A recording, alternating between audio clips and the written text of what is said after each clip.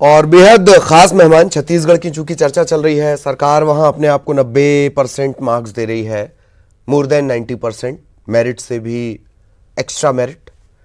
सो बेहद खास मेहमान हमारे साथ जुड़े हुए हैं। अजय चंद्राकर साहब, आप पूर्व स्वास्थ्य मंत्री हैं, वो हमारे साथ जुड़े हैं। चंद्राकर साहब, बहुत बहुत स्वागत है।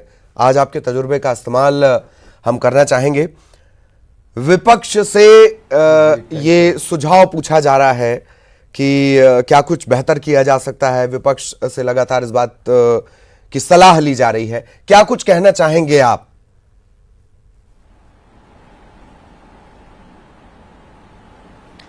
छत्तीसगढ़ में माननीय मुख्यमंत्री जी ने मेरे समेत माननीय पूर्व मुख्यमंत्री जी, नेता प्रतिपक्ष बृजमोहन जी आदि वरिष्ठ विधायकों से बातचीत की है और हमने भी ये कहा था कि हम कोरोना के मामले में कोई राजनीति नहीं करना चाहते और जो मदद विपक्ष से हो सकती है वो देंगे। हम लोगों ने प्रधानमंत्री जी के आह्वान पर जो फंड, पीएम केयर फंड के लिए भी एक अभियान पार्टी स्तर पर चलाया हुआ है और उसमें काफ़ी योगदान हम लोगों ने दिया है, अपने तनखे भी दिए हैं और प्रदेश के मुख्यमंत्री केयर फंड में भी अपन योगदान देने की घोषणा की है जी। ये तो अपने योगदान की बात हुई, लेकिन छत्तीसगढ़ में तबलीगियों के जमात वालों के शिनाख्ती में देर हुई और उसके प्रति सरकार की उदारता बहुत अधिक रही, जिसका खामियाजा छत्तीसगढ़ को भुगतना पड़ा है जी। और छत्तीसगढ़ देश का पहला राज्य हो गया जहां माननीय उच्च न्यायालय को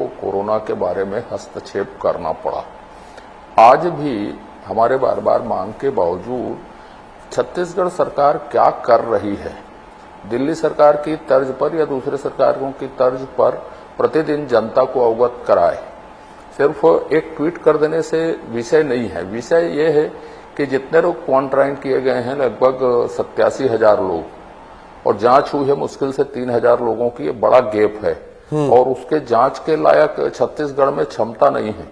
आज भी केंद्रीय मंत्री जी से यहाँ के स्वास्थ्य मंत्री जी ने आग्रह किया है। मैं यही बात बार बार पूछता रहा हूं कि स्वास्थ्य विभाग को अतिरिक्त संसाधन, बजट या दूसरे तरीके से राज्य क्या दे रहा है, एक। दूसरा, जो गरीब लोगों के लिए जी किस तरह की पैकेज वो दे रहे हैं, वित्तीय पैकेज दे रहे हैं, उसके बारे में सरकार कहीं कुछ बताती नहीं है। क्योंकि ये संकट है। सिर्फ प्रशासनिक निर्णय लेने से कि हमने एस्मा लगा दिया, कि हमने लॉकडाउन कर दिया और ये भर हो रहे हैं। छत्तीसगढ़ में गरीब परेशान हैं।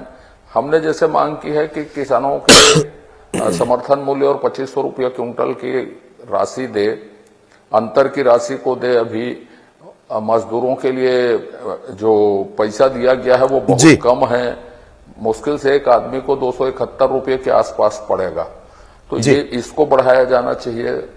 इसके साथ में मेडिकल जो कर्मचारी हैं, बिल्कुल उनका मानदेय और भत्ता बढ़ाया जाना चाहिए। वो असली कोरोना वॉरियर हैं। पुलिस के लोग जो अतिरिक्त ड्यूटी कर रहे हैं, उनका मानदेय और भत्ता बढ़ाया जाना चाहिए। तो इस तरह के जो कदम हैं वो छत्तीसगढ़ में दिखते नहीं। प्रशासनिक कदम दिखते हैं कि साहब हमने एस्मा लागू कर दिया, कि साहब हमने, कलेक्टर ने एक निर्देश जारी कर दिया, हम सैंपल ले रहे हैं, लेकिन सैंपल की रिपोर्ट आने के लायक तो क्षमता नहीं है आपके पास। जी जी जी। एक और बात, आपने स्वास्थ्य सेवाओं का जिक्र किया। ये बात सही है कि सच्चे कोरोना वॉरियर वही हैं। आपका अपना तजुर्बा भी इस तरह की बीमारियां, खासतौर पे वायरस से जुड़ी हुई, अच्छा खासा रहा है। स्वास्थ्य सेवाओं की बेहतरी कैसे हो सकती है? मसलन पीपीई किट के मसले हैं, जांच किट के मसले हैं। अभी बीच में यह ऐलान भी किया गया कि साहब हम रैपिड किट बुला रहे हैं, पर वो जमीन पर कुछ नजर नहीं आया है। जी,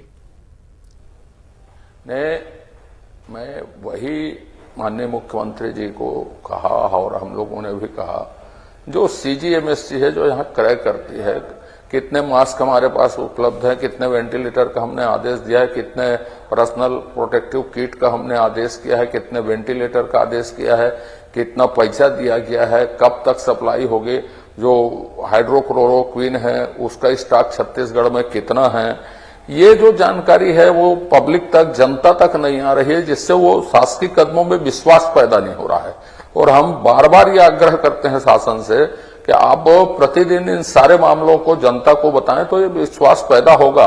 पर नहीं मालूम क्यों शासन उन बातों को नहीं बताती, वो सिर्फ इतने लोग ठीक हो गए इनको बताती है। देखिए आप 9 लोग ठीक हो गए तो 9 और संक्रमित हो गए, और ये क्यों हुए इसके बारे में अब आपको कहीं कोई डाउट लगता है कि जो संख्या को लेकर ये बात आपकी सही है कि एक विरोधाभास है? आपने 87,000 बताया है, कुछ रिपोर्ट ये कहती है कि तकरीबन 97,000 के आसपास वो क्वारंटाइन वाला आंकड़ा है, उसको लेकर साफ स्थिति नहीं है, ये निश्चित तौर पर है।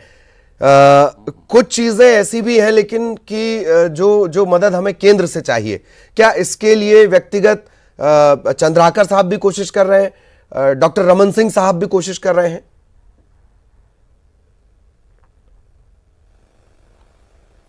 नहीं, मैं तो यह कहना चाहूंगा, हमने जैसे अपनी ओर से आग्रह किया था कि रायपुर में जो मेकाहारा का वायरोलॉजिकल लैब है, हाँ। टेस्ट के लिए जो मान्यता चाहिए आईसीएमआर से वो मिल गई, तो दिल्ली से संबंधित मामलों में राज्य हमको कहेगी कि ये विषय हमारे लंबित हैं और इसमें बात की जाए, तो हम अपने माननीय सांसदों के द्वारा या केंद्रीय मंत्री महोदय लोगों से सीधे बातचीत करके कर सकते हैं।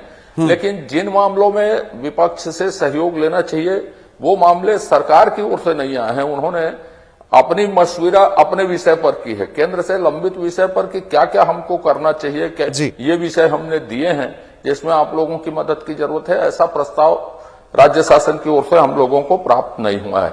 और यदि ऐसा प्रस्ताव होगा तो निश्चित रूप से हम जिस स्तर पर भी संभव हो, जिस विभाग से भी संभव हो, आवश्यक राजनीतिक पहल जरूर करेंगे। कोरोना में हम लड़ाई में हम शासन के साथ हैं, केंद्र शासन के तरफ से कोई कमी नहीं होने देंगे। अभी 1500 करोड़ रुपया राज्यों के लिए जारी हुए तो निश्चित रूप से छत्तीसगढ़ को भी उससे राशि मिलेगी। हाँ जी। एक और बड़ी बात है कि जैसे खुद मेरा भी तजुर्बा है कि उड़ीसा बॉर्डर एकदम सटा हुआ है और बॉर्डर्स को सील किया जाना जरूरी है। एक जो इंटर स्टेट हमारी बॉर्डर्स हैं उनको लेकर, और दूसरा अगर कहीं संक्रमण की गुंजाइश है तो उन इलाकों को सील करने को लेकर। दोनों ही स्तर पर जो तैयारियां की गई, क्या उनसे आप संतुष्ट हैं?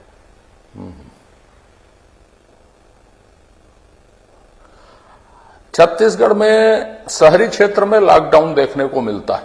हाँ। ग्रामीण क्षेत्रों में अवेयरनेस और लॉकडाउन दोनों की स्थिति कमजोर है, और मैं यदि इसमें अभी सतर्कता नहीं बरती गई तो छत्तीसगढ़ जो बात मुझे नहीं बोलना चाहिए आगे बोलना पड़ जाएगा। हाँ। और इसलिए मैं तो शासन से लेकर आम जनता से यही कहूंगा कि शासन ने जो निर्देश दिए हैं, दिल्ली की सरकार ने या राज्य की सरकार ने और WHO ने या विभिन्न स्वास्थ्य संस्थाओं ने, और रोज जो अवेयरनेस के प्रोग्राम विभिन्न तरीके से जारी हो रहे हैं उसका पालन होना चाहिए जी।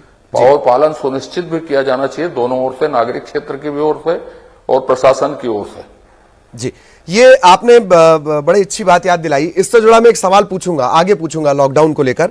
अभी हाल फिलहाल की क्या आपको लग रहा है कि आपको चूंकि स्वास्थ्य का तजुर्बा भी है, तो क्या लॉकडाउन बढ़ाया जाना चाहिए या और एनालिसिस करने की जरूरत है छत्तीसगढ़ के लिहाज से?